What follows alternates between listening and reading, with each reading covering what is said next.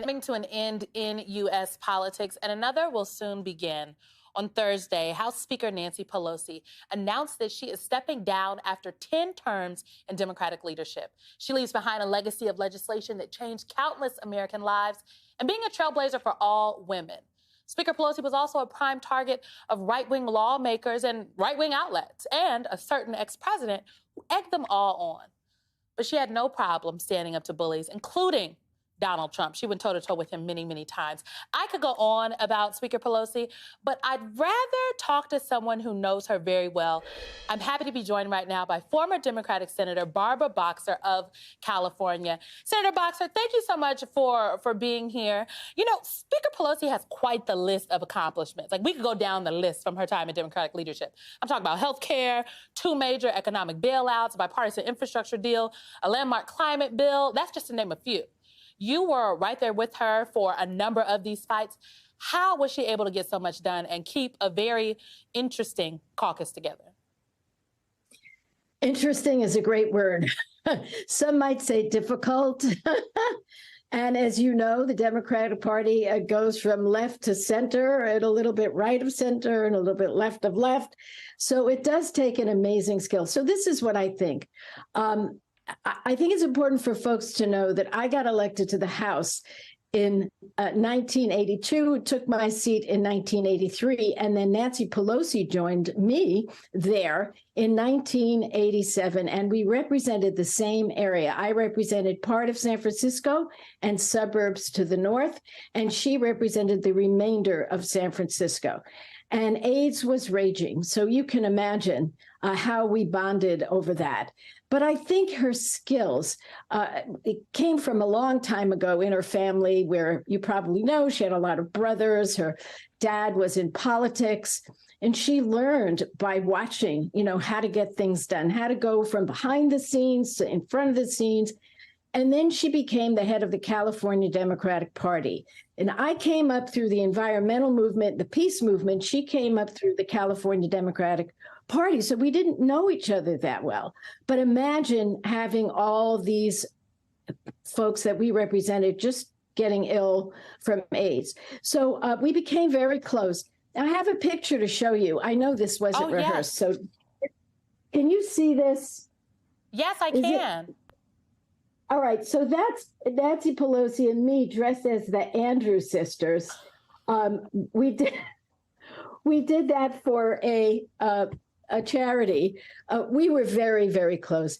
There were only 12 Democratic women when Nancy Pelosi arrived. So, yeah, the bonds run deep, and I knew she could go straight to the top because she could walk in everybody's shoes, and that's what it takes to be a good leader.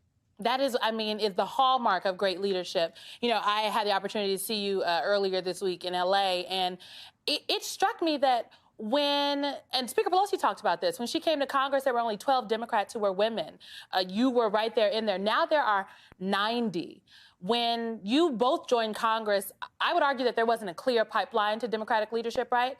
But now Speaker Pelosi has led by example, including with along Steny Hoyer, Congressman Steny Hoyer, and Congressman Jim Clyburn. They've all decided to step aside but not away.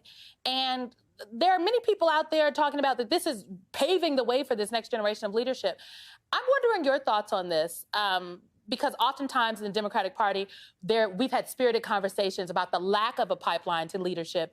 And to me, this just strikes me as leadership, leading by example and opening up the door, but not just leaving, folks out to pasture.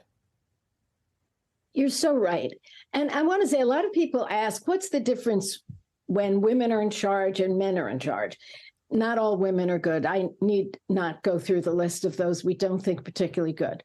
But women have a certain style. And I think what we're seeing with Nancy Pelosi is avoiding the fights that come usually when a leadership spot becomes open, working beforehand to ease the transition and turning it over to this beautiful team that reflects the diversity and beauty of our nation. And I give her a tremendous amount of credit for that. And not leaving, that's really amazing, because it's hard to go from Speaker of the House and then a House member, but she will be treated with tremendous respect. Your Speaker Emeritus, I think that if they're smart, and I think Joaquin Jeffries is brilliant, he's going to have her in most of the meetings. And this majority that the Republicans got is so slim that if somebody just sneezes wrong, they may not have the votes.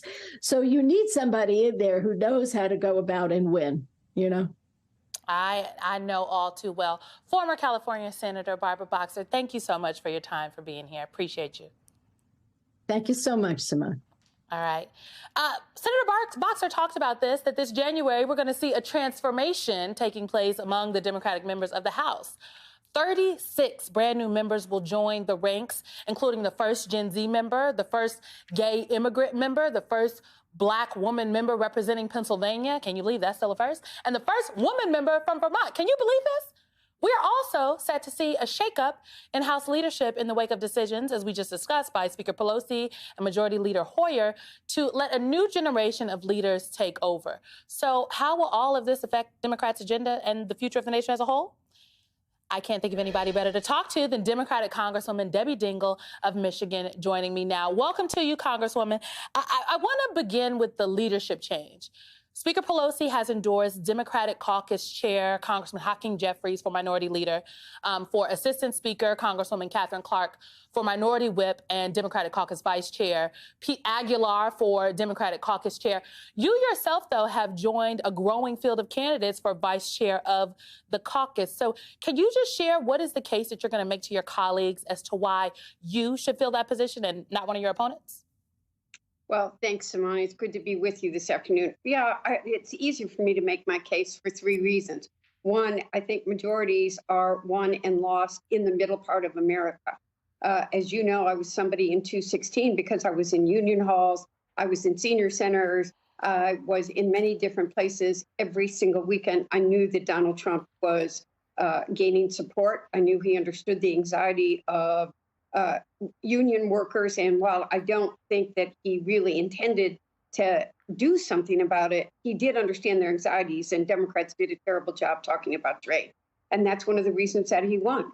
And I think that we need to have, as part of that broader leadership team, somebody that comes from middle America. We won in Michigan.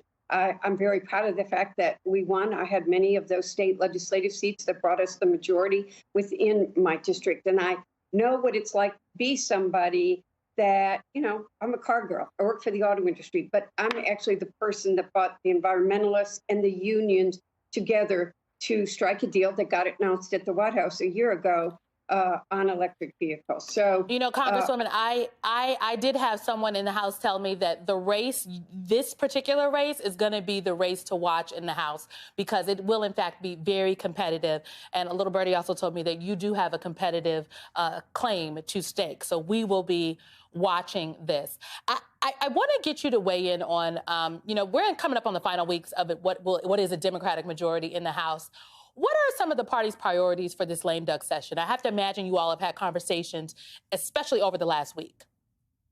I think that there have been some, probably not enough, because it was a very emotional, intense week last week as we did do this passing of the baton. But I think it's important to remember that we will still have the wisdom of these three current leaders. We have to get the budget done. And then the question is, what kinds of things can be done as we get that budget? And I certainly hope that we're not going to play games at the end of it, not fund the government, extend this out forever. It's not what this country needs right now.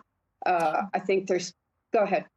No, well, along those lines, I wanted to know, do you know any of the plans for the Senate-backed marriage equality bill that's expected to pass that chamber after Thanksgiving? The House, I'm sure, has the votes to pass it, but when do you think it'll be put on the floor? We've already done it once. This is remember, this is a different bill, but it will have the votes to pass. And that will be a high priority because we do know, and I think the reality of Roe, of the reversal of Roe, and the reality of these elections, there were a dozen Republican senators in the Senate that voted not to block cloture. They understand. Republicans' choice was on the ballot in many places. It was not the only issue, but it clearly was on the ballot. They don't want to have to deal with this issue going into 2024. It will hurt them. So, yes, I do believe that bill will be passed. All right, Michigan Congresswoman Debbie Dingell, congratulations on your reelection, and thank you so much for being here. Good to see you. Take care. Be Good safe. to see you.